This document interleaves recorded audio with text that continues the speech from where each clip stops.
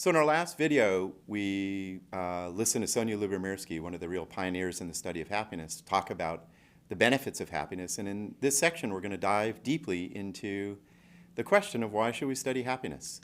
You know, it's interesting. When I was a young scientist, I devoted early parts of my career to studying a lot of important negative emotions like fear and anger and shame and depression and kids who were not getting along in school. And those are really important topics. And when I first heard about the scientific study of happiness, I thought, well, that's kind of a luxury or a privilege or something that really isn't compellingly important. But now we have definitive evidence that suggests we really need to study scientifically what happiness is, and we need this kind of class. What I'm going to do is give you a survey of different science-based answers to the question of why study happiness. I'm going to draw upon a really influential article by Sonja Lyubomirsky, Laura King, and Ed Diener from 2005.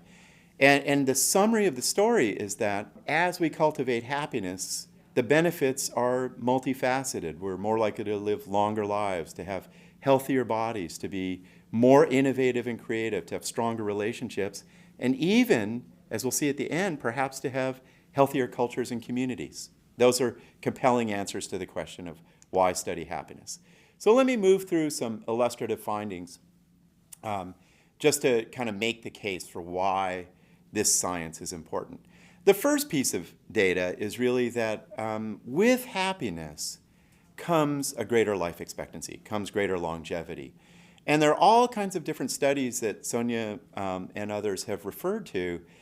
For example, one study found that happier nuns, as indicated in the diary entries they wrote when they entered into the convent, actually were less likely to die in their 70s and 80s than less happy nuns when these diaries were captured in their 20s and 30s.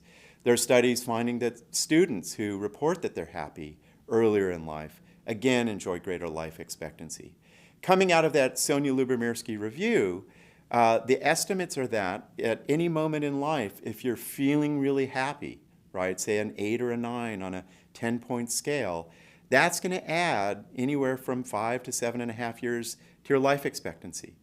Later in life, if you get boosts of happiness and feel happy, it's estimated that that will add 20 months to your life expectancy. So we are starting to learn that happiness is important because it allows you to live a longer life.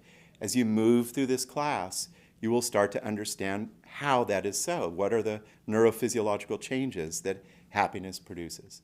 Even if you look at cross-sectional data, right, survey data, you find that our physical health is better with happiness. That if I'm reporting greater happiness in my life today, I have fewer chronic pain conditions, I have lower likelihood of diabetes, I have fewer strokes, I'm less likely to get into fatal accidents, I have a better chance of survival with cancer, my cardiovascular profile is indicated in blood pressure and other indicators is looking more robust, my immune system is functioning better. So even with just basic cross-sectional data, happiness brings certain health benefits. So that's physical health. What about social health? And here, and you're going to see a lot of data on this thesis, with happiness, with a greater sense of well-being, a richer repertoire of positive emotions, if I'm feeling happy, as a kid, I'm doing better with my peers. I have more friends. I'm judged to be more warm and intelligent and less selfish. I'm more likely to receive assistance and trustworthy behavior from other people. So there are a lot of immediate social benefits to feeling happy and content on a daily basis.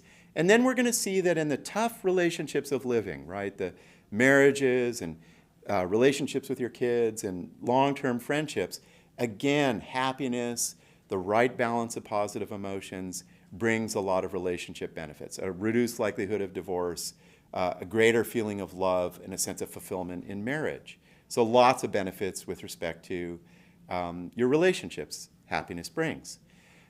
We have also learned, and this is dozens of studies, that happiness and positive emotions that are intertwined with happiness actually make you more creative and innovative at work. You know, I love this literature because often when you ask people, kind of call up an image of like who's the creative genius or the innovator, and they'll often think of people in kind of states of suffering or frustration or angst. And it turns out that stereotype is the opposite of the truth.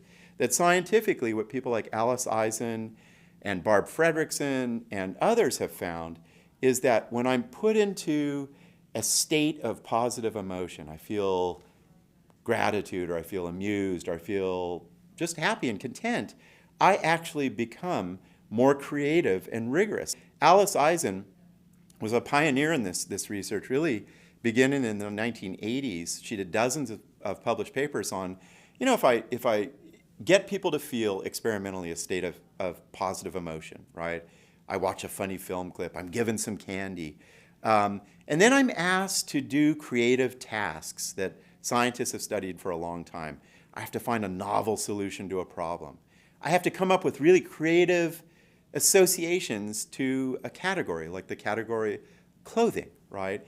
If I'm feeling happy or positive emotions related to happiness, I'm actually more creative and rigorous in the things that I come up with, right? So happiness leads to boosts in creativity, and as a result, there's this incredible new scholarship on the benefits of happiness at work, that have been pioneered by people like Jane Dutton at the University of Michigan and others, showing, for example, if I am feeling happy in my work, other people judge my work to be more innovative and rigorous. I'm rated by my supervisors as having higher quality work.